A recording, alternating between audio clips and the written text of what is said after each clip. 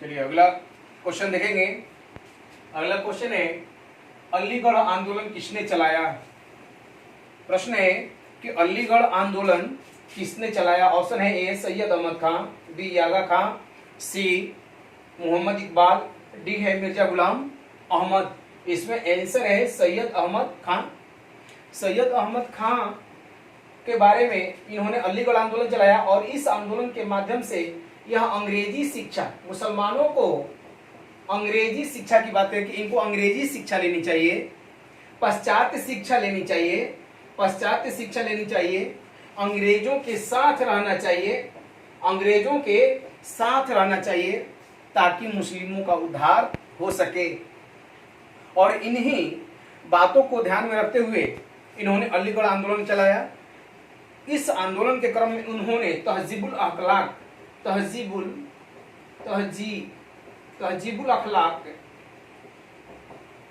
अखलाक नामक समाचार पत्र भी निकाला। अलीगढ़ आंदोलन चलाने के लिए, अलीगढ़ आंदोलन चलाने का मतलब क्या था कि अंग्रेजी शिक्षा लें आप, मुसलमानों को अंग्रेजी शिक्षा लेनी चाहिए, पाश्चात्य शिक्षा लेनी चाहिए, अंग्रेजों का पैरोकारी करनी चाहिए। और इसके लिए उन्होंने तहजीबुल अखलाक नामक एक पत्रिका निकाला। फिर इसके बाद में 1875 ईस्वी में अलीगढ़ में एक कॉलेज का स्थापना किया। अलीगढ़ में कॉलेज का स्थापना किया जो 1920 में अलीगढ़ मुस्लिम यूनिवर्सिटी के नाम से जाना गया। अलीगढ़ मुस्लिम यूनिवर्सिटी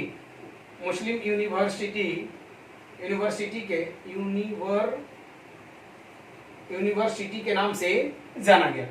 ठीक है, अब देखेंगे आगा खां का रोल दिखाई पड़ता है 1906 में जब मुस्लिम लीग का गठन होता है। मुस्लिम लीग के गठन के समय आगा खां का रोल दिखाई पड़ता है। मोहम्मद इकबाल एक कवि थे, देशभक्त थे और इन्होंने ही बड़ा प्यारा सा एक गीत लिखा है, सारे जहां से अच्छा हिंदुस्तान हमारा। यह मोहम्मद इकबाल का है, सारे जहां से अच्छा हिंदुस्तान हमारा। ठीक है, मिर्जा गुलाम अहमद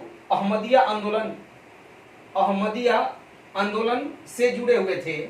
अहमदिया आंदोलन से जुड़े थे। यह अहमदिया आंदोलन जो है यह मुसलमानों में एक पुनर्जागरण के लिए चलाया गया आंदोलन था, ताकि यह मुसलमान जो है अपने धर्म के प्रति जागरूक हों।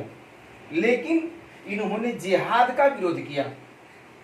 इस अहमदिया आंदोलन को कदियानी आंदोलन भी कहते हैं। ठीक है, और यही मिर्जा गुलाम अहमद है जिसने अपने को श्री कृष्ण का अवतार भी कहा, श्री कृष्ण का अवतार भी कहा। और आपको बता दें कि यह अहमदिया आंदोलन पंजाब के क्षेत्र में चलाया गया, पंजाब के क्षेत्र में चलाया गया। ठीक है, अगला प्रश्न होगा ब्रह्म सभा के प्रथम मंत्री कौन थे। ब्रह्म सभा के प्रथम मंत्री कौन थे। ऑप्शन है ए डेविड हेयर, बी ताराचंद्र चक्रवर्ती, सी अलेक्जेंडर डफू, डी केशव चंद्र सेन। तो इसमें आंसर होगा ताराचंद्र चक्रवर्ती। ठीक है, ये ब्रह्म सभा आपको बता दें, ब्रह्म सभा या ब्रह्म समाज जिसकी स्थापना 1828 ईस्वी में राजा राम मोहन राय के द्वारा किया गया। और इसी ब्रह्म समाज के प्रचार प्रसार के कारण भारत में 1829 ईस्वी में बंगाल में 1829 ईस्वी में सती प्रथा का अंत होता है और 1830 ईस्वी में यह पूरे भारत में जाकर के लागू होता है।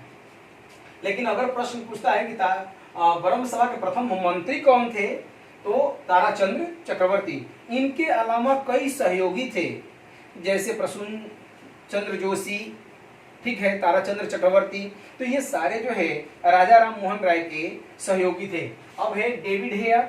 आप जानते हैं कि यह घड़ीसाज थे, लेकिन इन्होंने 1817 ईस्वी में कलकत्ता में हिंदू कॉलेज 1817 ईस्वी में कलकत्ता में हिंदू कॉलेज की स्थापना में मदद किया था डेविड हेयर ने। और डेविड हेयर ही नहीं, आपको बता दें अलेक्जेंडर डफू जो स्कॉटलैंड के रहने वाले थे, राजा राम मोहन राय को उनके शिक्षा वाले कार्य में, यानी जिससे शिक्षा का प्रचार प्रसार होता था, अलेक्जेंडर डफू ने भी बढ़ चढ़ करके भाग लिया था। ठीक है। और आपको बता दें ये एनसीईआरटी का तथ्य है, कभी भी परीक्षा में पूछा जा सकता है। केशव चंद्र सेन, आप जानते हैं कि केशव चंद्र सेन ब्रह्म समाज से जुड़े हुए थे और आगे चल करके इन्होंने आदि ब्रह्म समाज या भारतीय ब्रह्म समाज, आदि ब्रह्म समाज या भारतीय ब्रह्म समाज की स्थापना की। ठीक है। अगला प्रश्न देखेंगे, विधवा पुनर्विवाह के लिए किसने पूरा जीवन खपा दिया? ऑप्शन है ए ईश्वर चंद्र विद्यासागर, बी डी के कर्वे, सी महादेव गोविंद रनाडे, डी वीरेशलिंगम पंतुलु। ये ऑप्शन है उपरोक्त में से कोई नहीं या एक से अधिक। तो इसमें आंसर होगा, सटीक आंसर है ईश्वर चंद्र विद्यासागर, जिसने पूरा जीवन खपा दिया विधवा पुनर्विवाह के लिए, विडो के रिमैरिज के लिए पूरा जीवन खपा दिया। आपको बता दें कि बंगाल के रहने वाले थे और शिक्षक थे, संस्कृत शिक्षक थे ईश्वर चंद्र विद्यासागर। और ईश्वर चंद्र विद्यासागर ने संस्कृत के क्षेत्र में यह कभी किसी से भेदभाव नहीं किया कि ब्राह्मण है या गैर ब्राह्मण है, उन्होंने सबको समान रूप से संस्कृत की शिक्षा देने का प्रयास किया।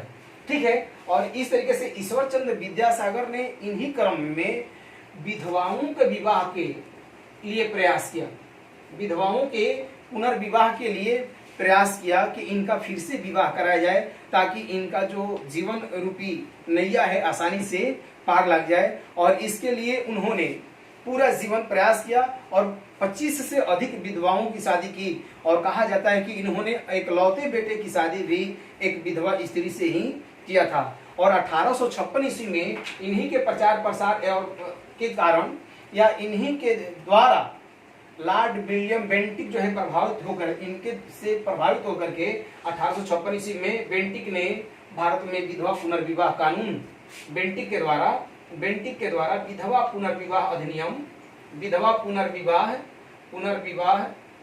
अधिनियम लाया गया। ठीक है। अब देखेंगे डीके कर्वे। तो डीके कर्वे आपको बता दें कि ये इन्होंने दो बातें, एक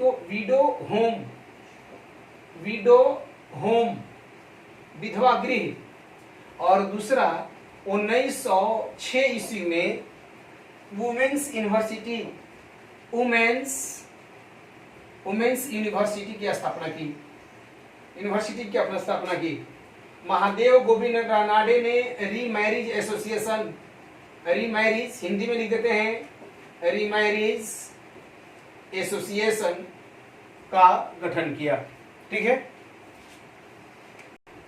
अगला प्रश्न है, देखेंगे दास प्रथा का अंत किस गवर्नर जनरल के द्वारा किया गया? इसमें आंसर है बी एलेनबरो। ठीक है। एलेनबरो के द्वारा दास प्रथा का अंत किया गया और यह जो है 1842 से लेकर के 44 तक रहता है। दास प्रथा का अंत किया। ठीक है। 1843 में नियम 5 के द्वारा, नियम 5 ऐसे के द्वारा। आपको बता दें दास प्रथा का अंत जलालुद्दीन मोहम्मद अकबर के द्वारा भी किया गया। दासों के व्यापार पर रोक जो है कार्नवालिस के द्वारा आधुनिक काल में किया गया और दास प्रथा का अंत एलेनबरो के द्वारा किया। अब इस ऑप्शन पर चले, जॉनसोर 1793 से लेकर के 98 ईस्वी तक भारत में शासन करता है और इसने शिशु हत्या या शिशु हत्या का अंत किया।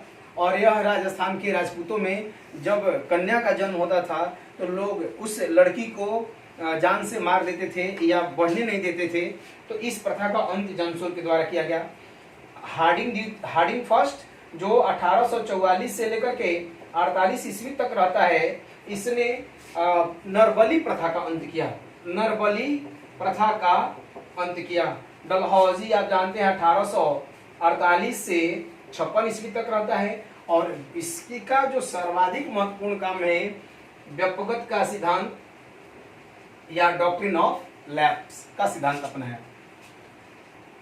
देखेंगे अगला प्रश्न, निम्नलिखित में से किस अधिनियम का विरोध बाल गंगाधर तिलक के द्वारा किया गया? बाल गंगाधर तिलक सब जानते हैं, गरम दल के नेता हैं। बाल गंगाधर तिलक। अब यह प्रश्न की निम्नलिखित में से किस अधिनियम का विरोध बाल गंगाधर तिलक के द्वारा किया गया? ऑप्शन है A civil marriage act 1872, B सम्मति आयु अधिनियम 1892, सी शारदा अधिनियम 1929 और डी है उपयुक्त सभी। इसमें आंसर है बी सम्मति आयु अधिनियम 1892। सुनेंगे बाल विवाह के बारे में, बाल विवाह का इतिहास देखेंगे। बाल विवाह जो है आप जानते हैं कि समाज की एक कुरीति है। लोग सोचते हैं कि कम उम्र में लड़कियों की शादी कर दें और अपने को सिद्धहस्त हो ले, ठीक है। और इसको ध्यान में रखते हुए लोग अभी तक जिनको होश नहीं है 5 साल की लड़की, 6 साल की लड़की, 7 साल की लड़की का शादी कर देते थे। लेकिन इसके लिए पहली बार प्रयास किया गया ईश्वर चंद्र विद्यासागर के द्वारा। और ईश्वर चंद्र विद्यासागर के प्रयास से पहली बार अंग्रेजों ने 10 वर्ष से कम आयु की लड़कियों के विवाह को प्रतिबंधित कर दिया। लेकिन आगे चल करके अन्य लोगों के द्वारा भी प्रयास किया गया, जिसमें civil marriage act Keshav Chandra Sen है, केशव चंद्र सेन, इनके प्रयास से लड़का और लड़की की आयु 14 वर्ष, लड़की की आयु और लड़का की 18 वर्ष ये जो है आयु कर दी गई। यह बॉयज, ये गर्ल्स के लिए था और ये बॉयज के। केशव चंद्र सेन के प्रयास से सिविल मैरिज एक्ट आया और इसमें लड़की की आयु 14 वर्ष मिनिमम और लड़का का मिनिमम जो है 18 वर्ष। ये बॉयज है और ये गर्ल्स है। सम्मति आयु अधिनियम में लड़कियों के फिर से विवाह की आयु घटाकर के 12 वर्ष कर दिया गया और इसी बात का विरोध किया गया बाल गंगाधर तिलक। हालांकि बाल गंगाधर तिलक इस बात के विरोधी थे कि भारत में जो सामाजिक सुधार हो रहे हैं भारत के नेताओं के द्वारा या भारतीय नेताओं के द्वारा किया जाए, न कि अंग्रेजों के द्वारा किया जाए। ये अंग्रेज कर रहे थे, इस बात से समस्या थी किनको? बाल गंगाधर तिलक को। अब है 1929 ईस्वी में हरविलास शारदा अजमेर के रहने वाले थे, अजमेर के थे और इन्होंने अंग्रेजी सरकार से कह करके अंग्रेजी सरकार को और इसके लिए प्रोत्साहित कर करके 1929 में कानून लाते हैं और उसमें फिर से लड़की की आयु, गर्ल्स की आयु जो है 14 वर्ष और लड़कों की आयु जो है 18 वर्ष कर दी जाती है। लेकिन वर्तमान में लड़की की वर्तमान उम्र जो है 18 वर्ष है, जिसको अब 21 किया जाने वाला है और लड़कों की आयु 21 है, ठीक है। अगला प्रश्न देखेंगे, इंटरेस्टिंग है। 19वीं शताब्दी के सभी समाज सुधारकों ने क्या मूर्ति पूजा का विरोध किया? पुरुषों एवं स्त्रियों में असमानता चाहिए, पश्चात शिक्षा को प्रोत्साहन दिया और डी सामाजिक अत्याचारों की निंदा की। इसमें सर्वाधिक सत्य है कि सभी ने सामाजिक अत्याचारों की निंदा की। समाज में जो भेदभाव थे, समाज में जो विधवा विवाह था, समाज में जो छुआछूत था, समाज में जो ऊंच नीच का भाव था, जाति व्यवस्था थी, संप्रदाय व्यवस्था थी, इन सारी व्यवस्थाओं को सबने सामाजिक अत्याचारों की निंदा की। आपको बता दें, मूर्ति पूजा का विरोध सबने नहीं किया। मूर्ति पूजा के विरोध नहीं करने वाले में स्वामी विवेकानंद ने मूर्ति पूजा का विरोध नहीं किया। कहा कि मूर्ति पूजा करें और मूर्ति पूजा करने से आपका कंसंट्रेशन बढ़ता है, ठीक है।